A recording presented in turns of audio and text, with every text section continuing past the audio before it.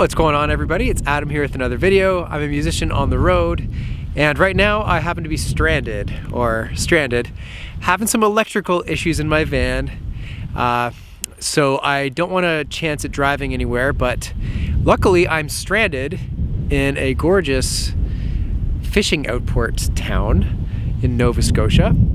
This one's called Little Dover, and the mechanic can't see my van until Wednesday, and it's Monday, and I've been waiting since Thursday.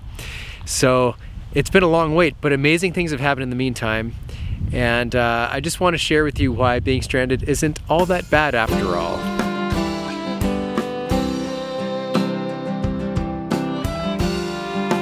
Just to show you what I mean here, I'm gonna turn the van on and show you what it's doing. So here we go.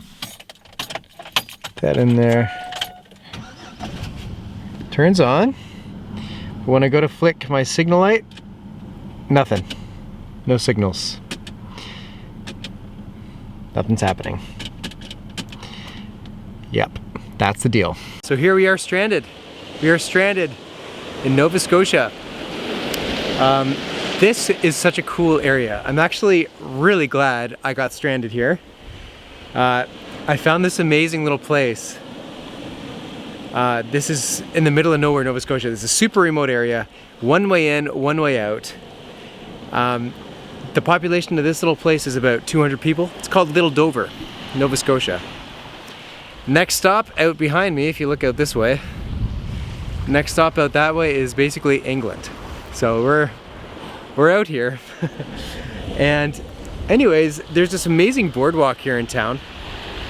There's this amazing boardwalk, and it takes you along the coast here, and I'm walking out here and I'm like, where did this come from? These crazy rock piles, just like mountains of stone that are totally square.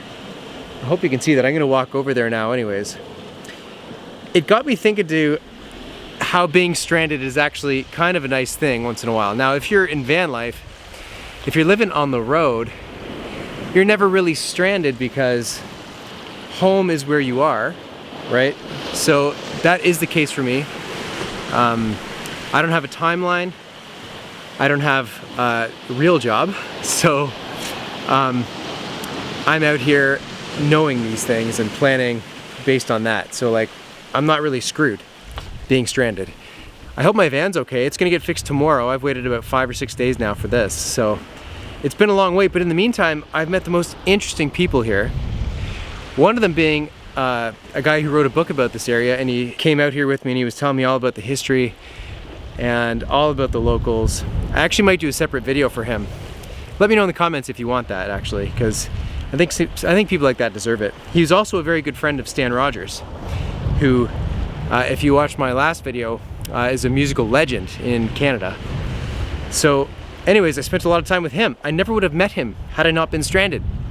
I wouldn't have met that amazing guy if I wasn't stranded. I wouldn't have been able to see this. Check this out. Look at this giant rock pile. Like, what even? How did that get here? They almost look like they've been chiseled. I wonder if there's a story to them. I'm gonna keep walking. There's another even higher pile up here. I wouldn't have met him had I not been stranded. I wouldn't have been able to see this amazing shoreline. Like, this is a wild, rugged shoreline in all of its finest, at its finest, I should say. And look at this. This shoreline is so wild. You see stuff like this all the time. This is just a random lobster claw. You know, I'm guessing a bird probably picked that up and ate it and left the remains there. So there's a real benefit to staying in one spot and getting to know an area. You know, van life and travel is all about, oh, how can I get to the next place? What's next? What's next? What's next? Well, yeah, what about like what's here right now, you know? It really forced me to stop, because I covered a lot of ground in the last several months. It forced me to stop and get to know one spot really well. And I'm lucky it was here, because I've been wanting to see this place for a long time anyways. I had no idea that the shoreline would be this crazy and cool. I don't know if you can see the next pile up there behind me there. Here we go. It's really big. I'm gonna start walking over there. I'm literally walking on rocks. One sec, here we go. So, and it's nice to come to a place out here on the, you know, Outport, Nova Scotia, where everything's not fenced off. I can actually just come walk down here. There's no security guards, there's no fences, there's no like barbed wire and electric fencing saying, you know, trespassers will be prosecuted, enter at own risk, or, you know, blah, blah, blah, all this stuff. There's none of that. It's just here. It's really nice. So as you can hear, I'm getting close to the water. Look at that. These rocks are just incredible. They call those the flat rocks. It's amazing the power the sea has. So yeah, I thought I'd just make this video and just like tell you that if you're stranded, don't worry about it. Or if I'm stranded, don't worry about me, because like you learn to adapt and you learn to really savor one spot. There's a real beauty in that. Okay, I'm gonna head over to there and I'm gonna turn the camera back on. You gotta see this. Okay, check that out. Like, that is just crazy. This place is wild, literally and figuratively. Wow. Just amazing. So glad I got stranded here. You know, and if I got stranded in Quebec City, or if I got stranded in Montreal, you name the spot, I would have had equally as good a time for different reasons, you know? There's always something to see in one area. Don't be in such a rush to leave, see more, see more, see more. There's so much here. And talk to the locals. I talked to Eldon there for like an hour, twice. I went to his house twice. I actually looked him up the second time because I'm like, I didn't tape him the first time and I thought, this guy has so many interesting things to say. He's like living history. That's what it's all about. Getting to know local people, getting to know local areas when you're traveling, in my opinion. Getting to know the local flavor wherever you're at. You know, leave your attitudes at the door and, you know, and when in Rome, they say, you know, blend in, vibe into whatever is around you when you're traveling. That's the whole beauty of it. I'm sure a lot of you probably agree. Some of you might disagree, but that's okay. What a cool view.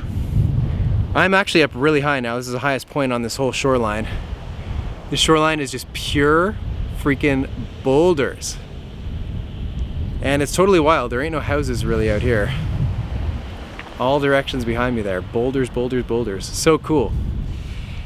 So yeah, anyways, I'm stranded until tomorrow. We'll see what happens. Got electrical issues in the van, as you know, and tomorrow is the day I've been waiting for to get into the shop. So after this, I haven't even thought. Actually, when I'm done this video, I'm gonna think, where am I going next? I have some places in mind. Winter's coming, so that's a thing. We'll see what happens. But anyways, if you're stranded, embrace it a bit.